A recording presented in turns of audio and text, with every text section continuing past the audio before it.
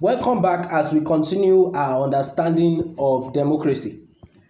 One of the major importance or one of the major factors in democracy is pressure groups, which is what we'll be looking at as we continue in this topic. So what is a pressure group? A pressure group is simply an organized group of people where members share common interests and they work together to influence or pressure the government to make decisions that favor their members. I know that was a lot, but let me use a practical example to explain. For example, in Nigeria, we have a pressure group called NUT, which is called Nigerian Union of Teachers. Who are the members of this pressure group? Obviously, the name is Nigerian Union of Teachers, so the members are teachers.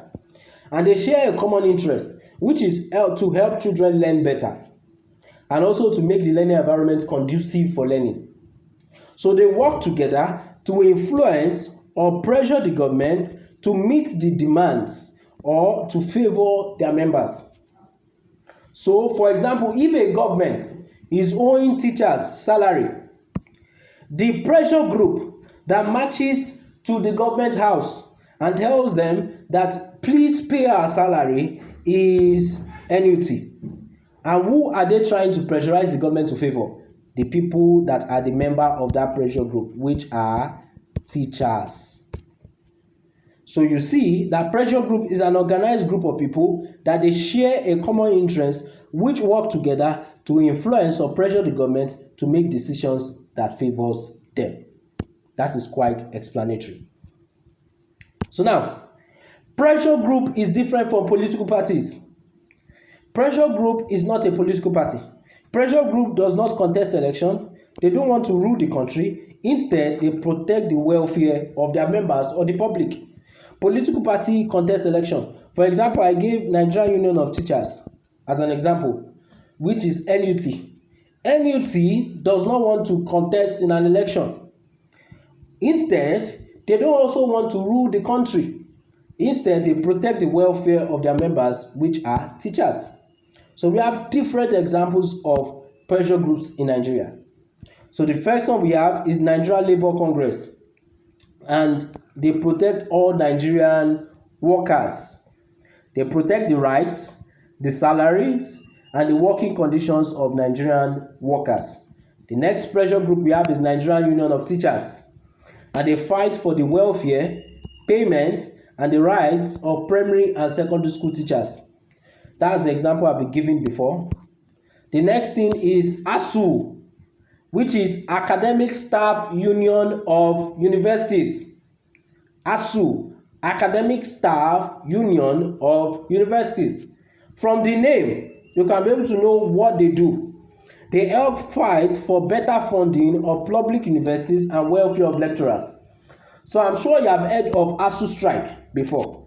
ASU strike is a situation whereby the government has not paid lecturers money or their salaries or other benefits like health insurance, wardrobe allowance, and all those stuffs.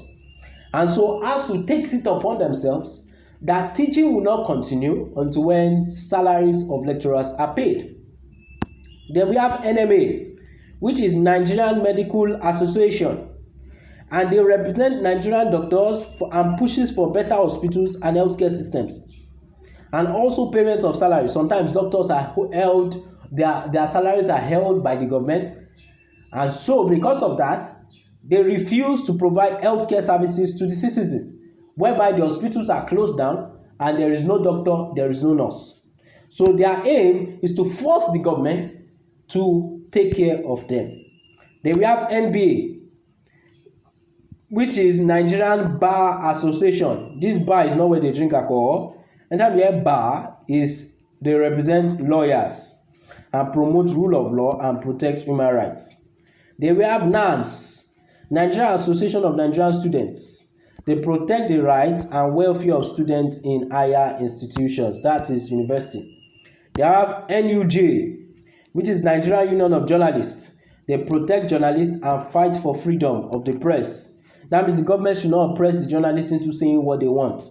The journalists should be free to say what is truly happening.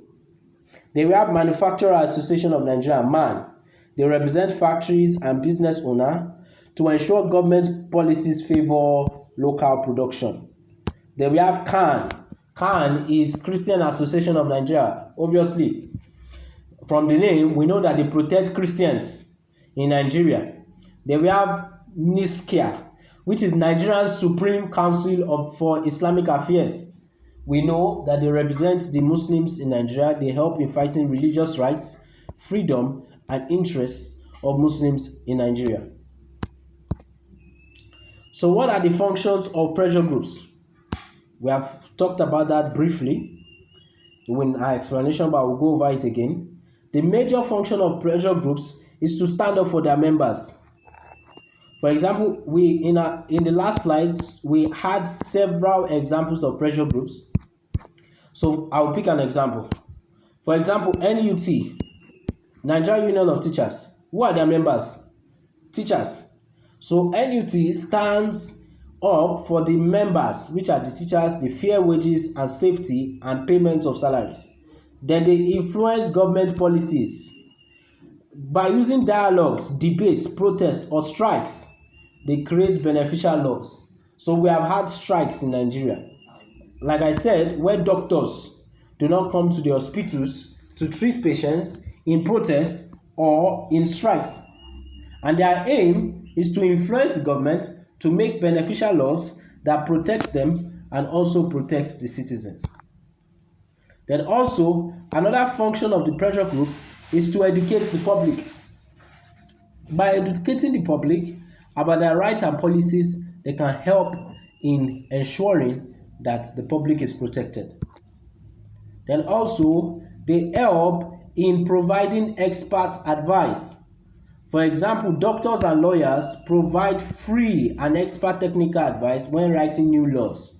And they also help in preventing government misrule, which is dictatorial actions or wicked laws that abuse human rights. For example, workers working in bad condition can go through the NLC, the Nigerian Labour Congress, and fight for their rights. The pressure group also acts as a voice for all, a voice for the citizens of a country.